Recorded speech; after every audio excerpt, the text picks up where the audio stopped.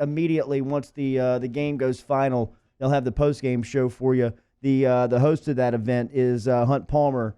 Is in here every Friday, kind enough to bump up 15 minutes again with us here with Gilbert coming up at 7:30. Another big game Friday here in town. A little different feel than what we had a couple of weeks back. Is it all about the weather? Yeah, it's all about the weather. I mean, how fun is this town right now? It's awesome. It's everything's different. Lunch is different. Yeah. The office is different. Great. This is different. It's just really fun because this team's got a chance to be really good. And I hope that everyone I realize the weather's going to suck, but get to the stadium. Well, will it suck on Saturday, though? Is that the word now? During I the thought it morning, was supposed to be suck. clear. Okay. I think the tailgating will be affected. I don't think the game will, and I think that they'll be there because of just what you talk about. I mean, the buzz around this town and the feeling around the LSU football program right now is one of just everybody's in. Yeah. You know, I mean, If you can't tailgate, then go into the PMAC and watch the basketball team scrimmage at 11. Yep. Oh, so they are doing that. Yep. I had somebody ask me about that a few weeks ago. Okay, that's a great way to kill some time before the game. And you talk about Ogeron and the football program and what they're doing in recruiting. The basketball is an enormous recruiting weekend with some guys in town as well. All right, let's start with the top 10 matchup, LSU-Auburn. What's it coming down to for you? So, I mean, have y'all watched Ole Miss play? Yeah. They don't ever throw it because they slap it to Plumlee and he just runs. That's all they do. So they run it more than anyone in the league, but Auburn's second. They want to run it 50 times if they can. And to me, that just plays right into the teeth of LSU's defense. Now, that Auburn offensive line is veteran, and it's been pretty good, but LSU's defensive front now is deep. Shelvin's playing unbelievable in the middle.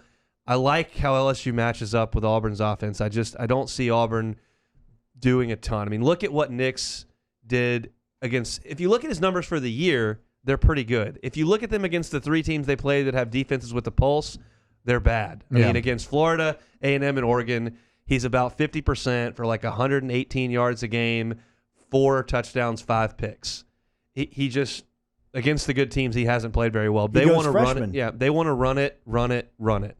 Then when you flip the ball, I think Auburn's got a chance to slow LSU down a little bit. That front four is really good. If LSU's offensive line plays the way they did against Florida, then it'll be another bloodbath. But that's a tall task against these guys. Yeah. Yeah, I mean, you look at what Auburn's bringing to bear on their defensive line. As I'm found it here. Marlon Davidson, 8.5 TFLs, 5.5 sacks. KJ Britt, 6 TFLs, 1.5 sacks. Derek Brown, 5 TFLs, 3 sacks. Truesdale, 5 TFLs, 3 sacks. Big Cat Bryant even has a couple sacks on the year. But most of those guys you're listing, it's because it's a different challenge than Florida. These are 300-plus pound guys who are just huge and just hard to deal with. And for like Davidson and Brown to be as big as they are and to make as many plays in the backfield as they do is impressive. Bryant's really the only one who's more of like an edge rusher, but it's just a bunch of big, grown dudes. And Brown and Davidson are both seniors. Like, these are not like some freak prospect. These are men in the middle of that line. And so what do you think? I mean, like you said, LSU's offensive line was nearly flawless against Florida. Can they? I'm not really worried about them being able to run block these guys because LSU needs to pass to set up the run. So the question is, do you think they'll be able to protect Burrow? Yes. I think for the most part, you just got to trust Joe to understand where the pressure's coming from. I think that Steele will probably start sending 4 and 5. I would imagine so. And it's kind of his MO to play a lot of base, especially when he likes his talent like he does this year. And Auburn's secondary is not quite what Florida's is. It's not bad, but it's not quite what Florida's is. I think they'll try to help them out a little bit, and then we'll see if Burrow's got a bunch of time and he's just dumping those slants to Jefferson and hitting some quick outs and just kind of moving the chains. They'll have to dial it up a little bit, and that's when things will get interesting. Hunt, when you look at these receivers, what do you think the return of Terrace Marshall does? I thought great because Hester watches the coach's tape, and he said, look, early in the game against Mississippi State, they were bracketing Jefferson and Chase. They were putting like 2 guys on him. And that's still Burrow's number 1 read. So he's going to those guys in the red zone. And you saw him go to Chase on the 3rd down, probably an interference, but either way, he went to him, didn't get it. Then the next time they get down there, he looks, and then he ends up rolling out. That's the one where he threw it across the field to Dillon, and they broke it up. But his first look is going to be to those guys. Finally, they make the adjustment. There's nobody on Racey McMath. He goes for 60-something. There's nobody on Thad Moss. Once he gets to options 3, 4, 5, if you're going to try to to bracket Jefferson and Chase, those options are going to be open. You don't have enough guys to cover them. And now the third option becomes Marshall, which is even worse for them. So crazy. it's I mean, it's a cliche and you're not supposed to use it as a guess, but it's a pick your poison because you can't neutralize this whole offense. It's just not doable. Yeah, you can't do it. The only way would just be if the D line just like decimated the offensive line, right? If those four could just get consistent pressure. But even then, Burrow's his numbers under pressure are unbelievable this season. He knows where it comes from. It's and I think the other thing with LSU's offense is last week we saw very clearly the effect that LSU's offensive prowess has on the game plan of the other team. Yeah. Joe Moorhead goes for it on 4th and 1 on the first drive because he goes, if I punt, they're going to go score. I can't punt. And the other thing is they like to use a little tempo. They like to go fast. They had to just sit on the ball and try, and it worked for a quarter. For a quarter, they sat on the ball. LSU's offense was not out there. They held them to field goals, and they stayed in the game. The question is, what does Gus do? Because he wants to go fast. Mm-hmm. Do you really want to risk going 3 and out with a freshman quarterback trying to go fast and then put your defense right back out there? LSU's offense puts pressure on decision making. I mean, you raise a really good point, Hunt, because and maybe one that I hadn't considered yet. Just by the nature of how this Auburn team is built, they are not built to come from behind, right? You cannot rely on Bo Nix. So maybe the start of this game more important than the start of any other game this season.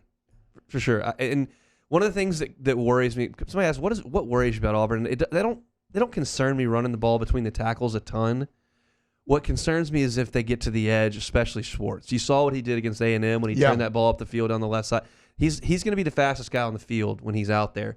And that he's even faster than Gary Vincent, huh? Yeah, he's just, it's nuts. And I think Gus realizes, okay, that 13-play drive that I like to go on may not be in the cards here with the freshman quarterback on the road. He might make some mistakes. It's tougher to pick up third downs with him, but I can hit some big plays. How do I do that?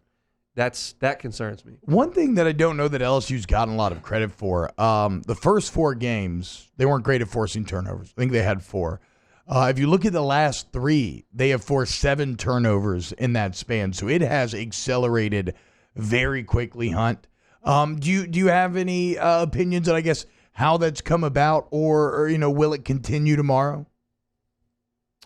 Well, I mean, like the fumble last weekend that Mississippi State coughs it up on the mesh point, that's just luck, and you fall on it. Well, that was great. Also when we watched, we broke it down the other day. That was also that was just one of those situations. You know how in like the old school Tecmo Bowl games, if you had the right defensive call on, you like automatically blow up the play.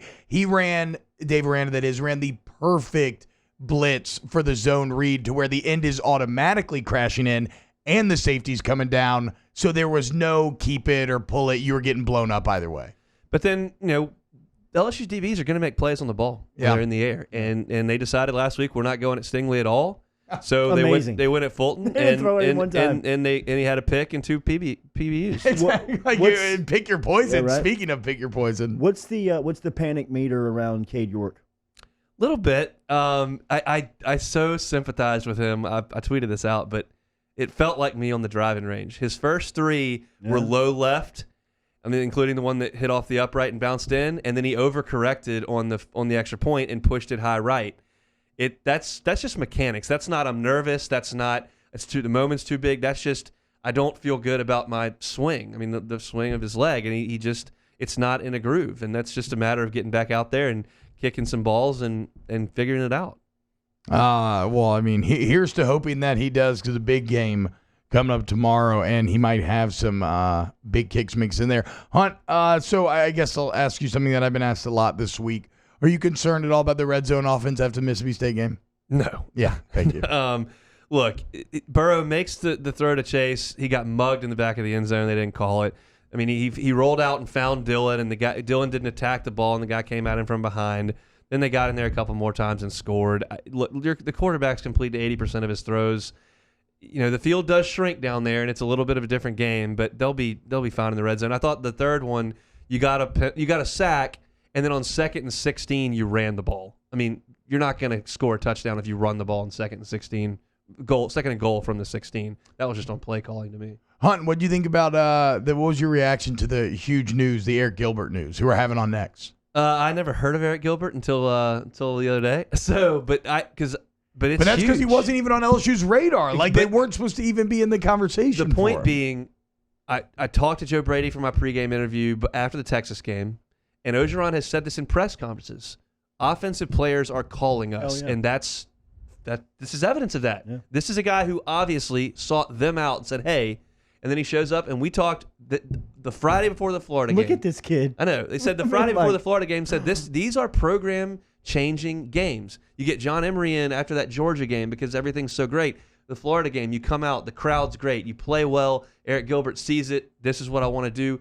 And tomorrow's another one of those days where you have the opportunity to continue to positively progress the program. I mean, the kids... He just ran over his teammate's back and broke his back on the way to the end He's zone. a 5-star tight end. He's the number 1 tight end in the country. Will Wade's got a 5-star in this weekend, and Jarrell Colbert from San Antonio, 6'9" center, and Jalen Terry in a 5'10" point guard. They're scrimmaging tomorrow morning. You can stop by and see them inside the Maravich Center at 11 o'clock, probably in the practice facility. They were in the PMAC last year. Early signs on that team. I think they're going to be good. I worry about the rim protection a little bit, and there's something that was so comfortable to me with when Tremont had the ball. Okay, he's got it. He's going to do something correct. He's going to hit a shot. He's going to create something. That's gone now, and they're not going to just run high ball screens for Javonte. Like, that's not the offense. It's going to look a lot different, a lot more motion, but they've got a lot of good players. They got some vets. They're really athletic. They need to shoot it better, but I think they're going to be good.